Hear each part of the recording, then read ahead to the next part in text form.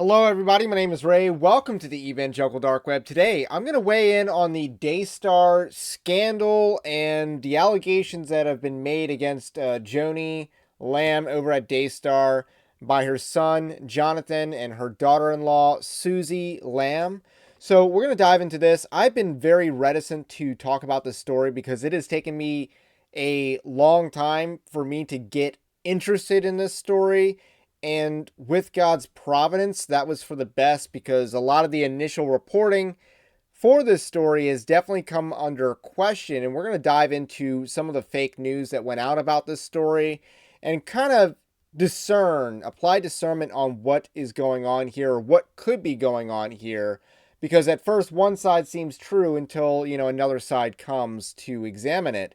So, what exactly is going on here, and can we apply some discernment to this? And that's what I'm going to intend to do. I don't normally cover stories in this part of evangelicalism. I just kind of call it clown world in my head. Like, I only have one video on Benny Hinn. I don't talk a whole lot about the hyper charismatic televangelist.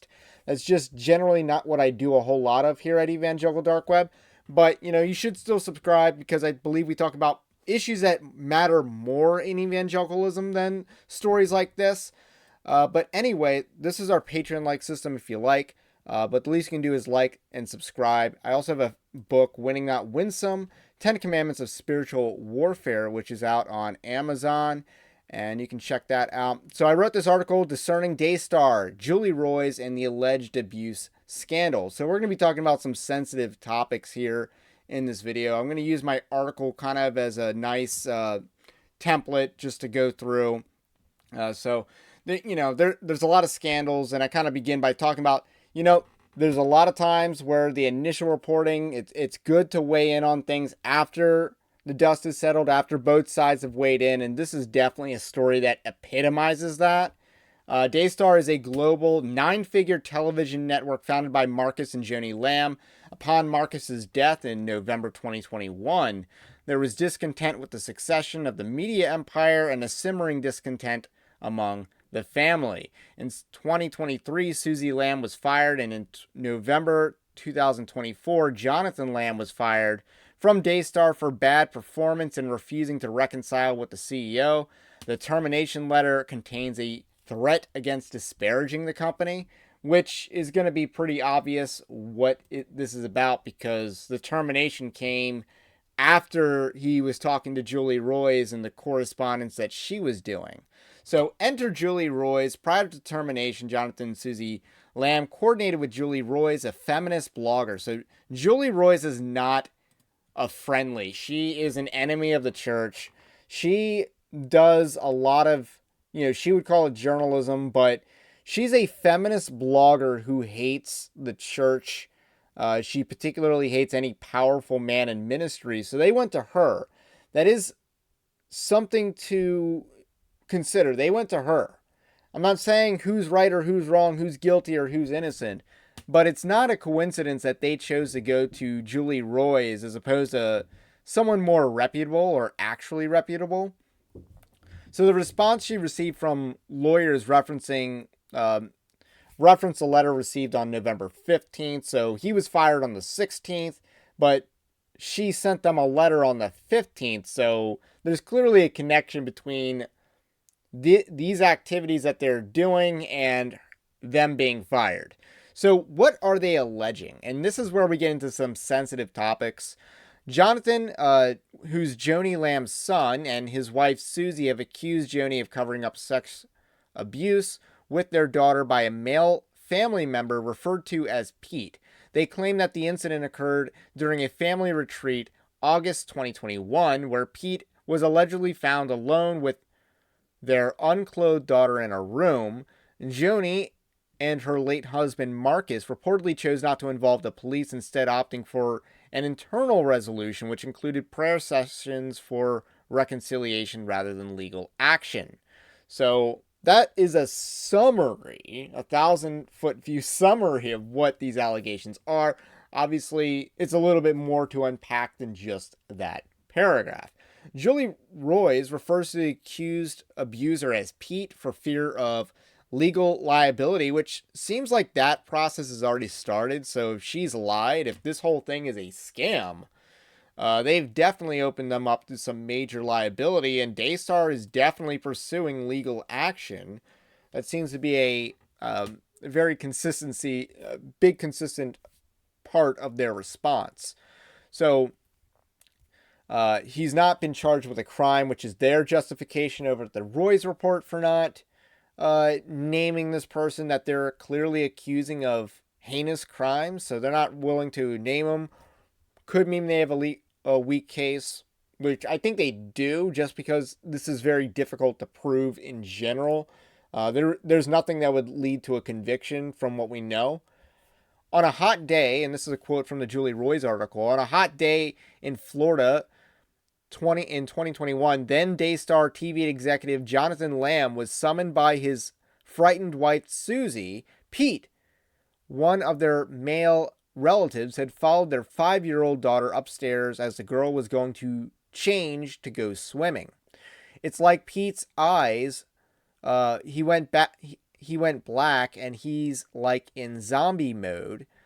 Susie recounted to the Roy's report in an exclusive interview. So they lead off this article, this bombshell report, with that salacious hook.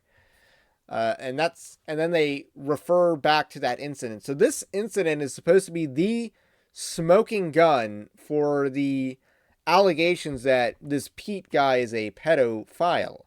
So keep that in mind. This is the smoking gun that they have. And it largely depends on your interpretation of the events, which we're going to talk about what exactly the alternative views of this event are, because Julie Roy's, spoiler alert, materially misrepresents what went on here. And they chose to do that intentionally. We're going to dive into that. But first, let's actually listen to their presentation of what happened. So, Julie Roy's states, the saga involving the couple's daughter started 8 months before the incident at the beach house. That's when the girl disclosed to Susie that she had been molested. Susie, her daughter, told her that a man had touched her and that he used her own hands to indicate that she'd been fingered. They're not, and she feels the need to specify that we're not naming the child. The girl did not identify her molester other than to mention a couple physical characteristics, Susie said. So we have a very vague depiction of who the perpetrator is. Initially, Susie thought that the perpetrator was someone at her daughter's school, but she discovered that the preschool did not employ any men. So they did look into it. As the months went by, both Jonathan and Susie began to suspect Pete. So this is a pretty interesting fact here. They suspected this Pete person long before, or months before, the actual smoking gun incident. She recalled that after a summer vacation in 2020, Pete told her that her daughter had walked in on him in the bathroom completely naked. So again, that's not evidence. That could have been traumatizing to a then 4-year-old, but you can't just build an entire case on something that he apparently disclosed to them and came clean about that happening. They said Pete was often with their children in Daystar's green room while they were filming their show, and once Rebecca and Jonathan Weiss, Jonathan's sister and brother-in-law, warned them about Pete. So they were warned about Pete. Apparently, the couple reportedly told her, this is hearsay by the way, they saw him putting his hands all over the child and kissing her. So they were told this, allegedly, but again, there's no corroboration by the people who reportedly told her this. So even though they suspected Pete molested their daughter, the Lambs proceeded to go on an executive retreat with Pete, and this is in August 2021. A detail pointed out by Pete's lawyer, and like I said, the last detail was heresy. They also talk about the sleepovers and play dates and stuff like that is also brought in, and they're trying to just lay the groundwork that Pete is a creepy dude. Now, again, maybe Pete is a creepy dude. But again, this is where we have to talk about, and then there's another quote here. So, the day that their daughter disclosed the alleged abuse, Susie immediately called Joni, who urged Susie not to go to the police, but instead to bring the girl to her. After meeting one-on-one with Joni, the girl stopped talking about what had happened, Susie and Jonathan said. So they basically alleged after this meeting with Joni Lamb, the girl stopped talking about it entirely, and, it was like a locked box is the quote that they use. So very strange indeed. We're not sure exactly what's going on here. They obviously have a very strong feeling that she was made to kind of keep it secret. The daughter was. So let's talk about the material misrepresentation. So this is the climax. This is how Julie Roys reported this event. Jonathan and Susie reported their suspicion to the police, but they said they kept it secret from their family. Because their daughter wouldn't talk about it, the police closed the case. Later, it was reopened. Then, on August 3, 2021, when Jonathan caught Pete in a room with his naked daughter, the couple went to Marcus and Jonas hoping they'd do something. But almost immediately, the elder Lambs declared Pete innocent, Jonathan and Susie said. So there's an asterisk in this part of the article because they left out some very key details, which they would later tell someone else. This is Susie Lamb talking about the incident. Change into their swimsuit. Just my daughter. And right when you did that, how did you see Pete's? So she goes up the stairs. What did his eyes look like? So she's like, Mommy, I want to go swimming. I said, okay, go up. Her room is on the 3rd floor. Go up the stairs. Go put on your swimsuit. So she turns him, go up. Pete is in the kitchen. I had told a journalist this part, but we didn't make it public because we want to leave children out of the story. Mm-hmm. There was another child, he was holding his kid in his arms. I'm not going to get into that, but it's almost like it was a non-factor. It was just like the eyes turned, like dilated. I don't even know. Something took over. And this man goes, and started following her. And I'm telling you So that is a very key detail. That was a big difference in the story. So what we have here is not simply a matter of Pete going upstairs and being in the wrong place at the wrong time. Well, he was at the wrong place at the wrong time. But what we have here is him holding a child while doing this. That is a huge difference.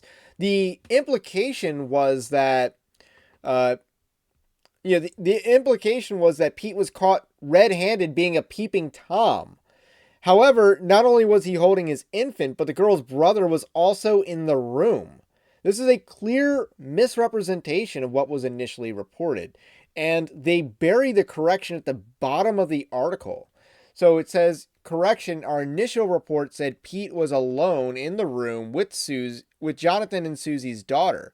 Pete was holding a baby in his arms, and Jonathan and Susie's son was on a bunk on the opposite side of the room. So that is a huge difference in the facts, and they deliberately, as was shown in that clip, they deliberately chose not to report those details. They wanted to frame this as this Pete guy getting caught red-handed being a peeping Tom. Rather, he was holding a baby while doing this, which definitely makes the peeping Tom narrative a lot less believable. I'm just going to be honest. That doesn't seem very believable that he was doing something wrong while holding a baby. That doesn't really compute to me. Doesn't mean it didn't happen, but they took that detail out for a reason. So Rachel Lamb, who's Jonathan's sister, has given a different account of the story. She posted, one afternoon, some of the family was in the kitchen talking. Pete was holding his baby, who happened to be super fussy. Whenever his baby got fussy, he would walk around with the baby and change environments, and most of the time the baby would calm down. So in an effort to do that, Pete said to Jonathan and Susie's son in front of everyone that was there, including Susie. Hey, give me a tour of your room. I want to see this city view you keep telling us about. So there's this big room that's big enough to have a city room and a ocean view. Oh, sorry, a city view and an ocean view.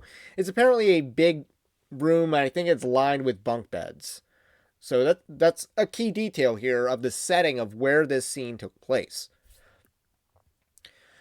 While Pete was reaching over to open the blinds to see the city view, Jonathan and Susie's daughter got undressed on the other side of the room behind them and was changing into her swimsuit for the day to go to the beach. At the exact time, Jonathan walked up and saw his daughter changing and exploded at Pete and accused him of doing something inappropriate, even though his back was completely turned and he was holding his child.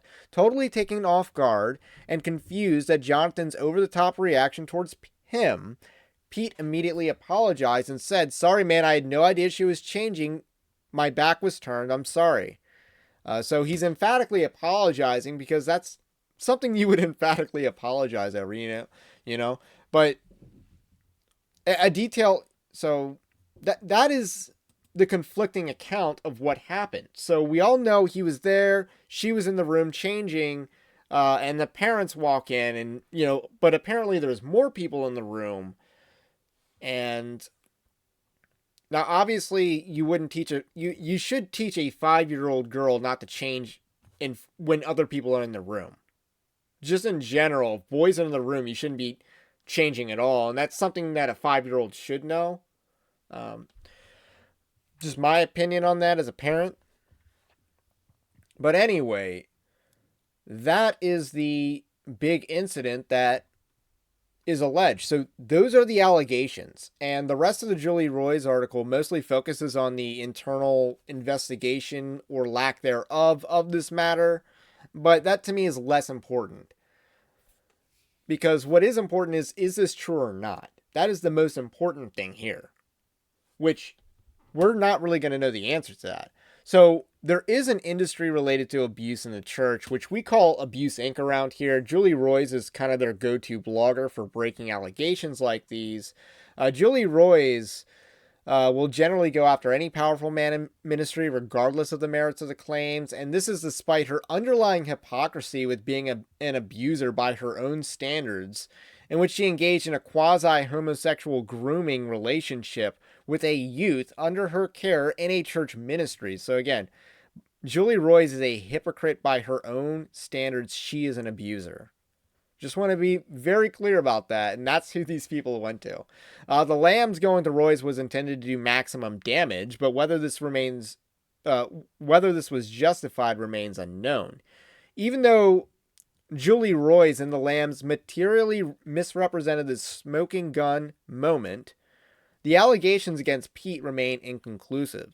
There's simply not enough evidence to determine guilt, and both sides have reasons to either lie or cover up sin.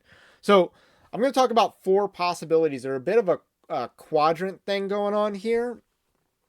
It is kind of how you break it down. So are Jonathan and Susie Lamb disgruntled Nepo babies slighted at the succession of their family empire? That's one possibility. That means that they're lying and that Pete is innocent. Are they genuinely convinced but wrong that their daughter was molested by Pete? So they're not necessarily lying. They really sincerely believe it, but Pete's actually innocent. So that's another possibility.